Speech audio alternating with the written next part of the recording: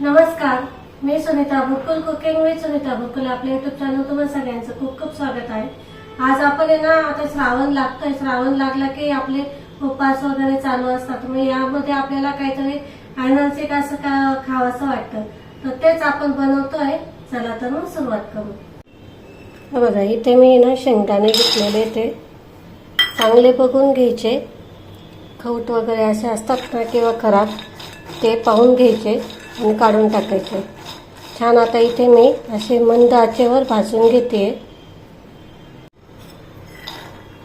इथे मी 2 वाटी शेंगदाणे घेतलेले, ते हे बघा छान आता असे भाजून घ्यायचे। हे बघा इथे ना छान असे साल तळकेपर्यंत मस्त भाजून घ्यायचे। मंद आचेवरच भाजायचे, मोठे आच करायचे नाही। आता इथे मी गॅस बंद करते थोड्या वेळ, आणि हे जे शेंगदाणे आहेत ना आपल्याला एका ताटात काढून पूर्ण थंड करून घ्यायचे।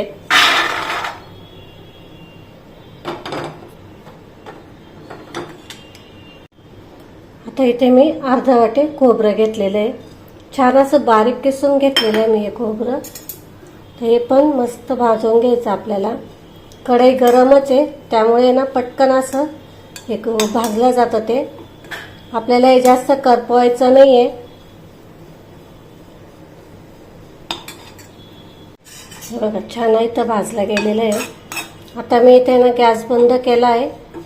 जास्त जर आपण हे केलं तर मग ते करपून जातं, त्यामुळे पटकन भाजलं जातं हे। चला आता एका डिशमध्ये काढून घेते मी।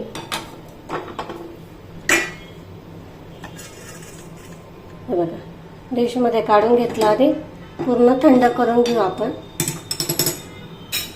हे बघा छान आहे ना याचा भाजले गेलेले ते। आता आपण याचे ना साल काढून घेऊ। तुम्ही ना कशाने पण काढू शकता, किचन तावेल असतो ना आपला, त्याच्यावर असं हे करून घेतलं ना तरी निघतात त्याच्यावर पण।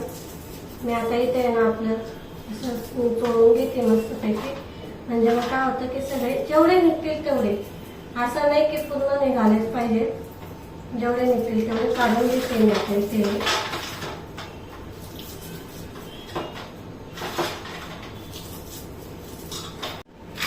असे ना मी साल काढून घेतले। आता इथे मिक्सरचं भांडे घेतलंय, त्यामध्ये आपल्याला हे टाकून घ्यायचे आणि पल्स मोडवर आपल्याला थोडे जाडसर असे दळून घ्यायचे। जास्त बारीक करायचे नाही, नाही तर मग त्याला तेल सुटतं। थोडे जाडसर दळून घ्यायचे। हे बघा या पद्धतीने।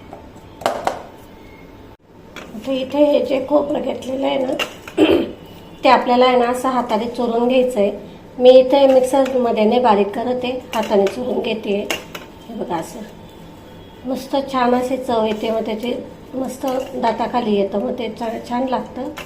म्हणून मग मी असं इथे चुरून घेते हाताने, कारण आपण हे भाजलेलं आहे ना त्यामुळे पटकन असं चुरलं जातं। हे बघा या पद्धतीने, बस याच्यापेक्षा जास्त बारीक नाही करायचं आता आपल्याला। वडी तयार करायच्या आधी ना मी ताटाला आहे ना हे असं बटर पेपर लावून घेतलेला आहे। तुम्ही पाहिजे तर ताटाला आहे ना तेल किंवा तूप काय लावायचं ते लावू शकता। आता इथे आपण हा जो गोळ घेतलेला आहे हा छान मेल्ट करून घ्यायचा आपल्याला, म्हणजे वितळून घ्यायचा आहे। त्याच्यामध्ये तेल तूप पाणी बिणी काहीच टाकायचं नाही आहे, आणि आपल्याला हा एक तारी पाक वगैरे असं काही करायचं नाही आहे।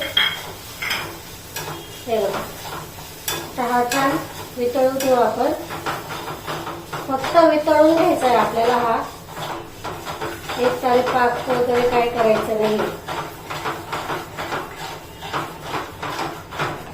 हे बघा छान असं आता या गुळाचं आहे ना ते खडे असतात ना ते छान असे विरघळून घ्यायचे आपल्याला,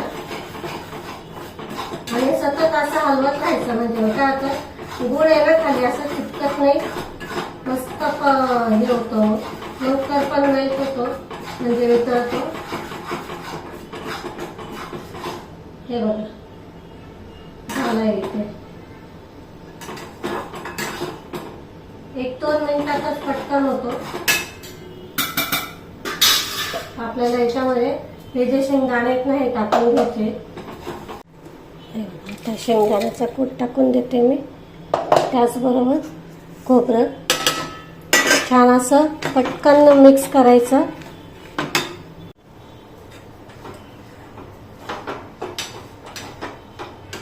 हे बघा.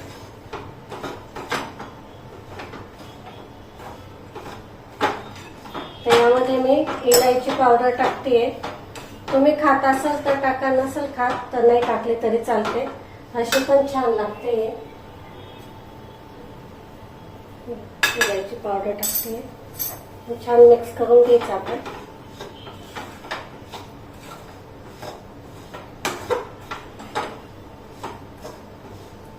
इथे गॅस बंद करते मी. आपण ह्या बटर पेपरवर काढून घेऊ लगेच. सैनक टाकून घ्यायचे व्यवस्थित. थोडं सैनक तूप लावून टाकून घ्यायचंय, म्हणजे काय होतं एकसारखं थापल्या जातात. मस्त छान असे इथं हे झालेली आहे. आता हे ना आपण थोडी थंड करून घेऊ आणि मग याला काप करून घेऊ याच्यावाले. आता आहे ना असे काप करून घ्यायचे आपल्याला. थोडं थंड झालेलं आहे. थंड झालं का थोडं मासे आहेत ना काप करून घ्यायचे.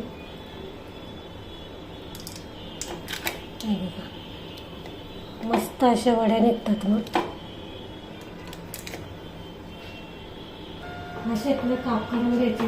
हे ना अजून गरम आहे, त्यामुळे त्या गरम याच्यातच थोडेसे असे काप करून घ्यायचे. म्हणजे काय होतं की पूर्ण थंड जर झाली ना मग काप करायला थोडं हे होतं. तुमच्या वड्यावर तुटू पण शकतात ते. त्यामुळे थोडं असं गरम असलं का मगच आपल्याला असे काप करून घ्यायचे. आता हे ना मी पूर्ण थंड करून घेते. अजून गरम येते, बरंच गरम आहे. पूर्ण थंड करून घेते. हे बघा इथे आपली वड्या बनवून तयार झालेल्या आहेत. खूप छान टेस्टी झालेल्या आहेत. ते अजून त्या गरम आहेत म्हणून मग मी ते कापून नाही दाखवू शकत आहे तुम्हाला. छान झालेले आहे ते. इथे मस्त छान अशा वड्या बनवून तयार झालेल्या आहे. महागडं साहित्य वगैरे काही न आणता खूप छान टेस्टी झालेल्या आहेत. अजून या गरम आहेत म्हणून मी या तुम्हाला फक्त असे काप करून दाखवले आहेत, तोडून नाही दाखवू शकत आहे.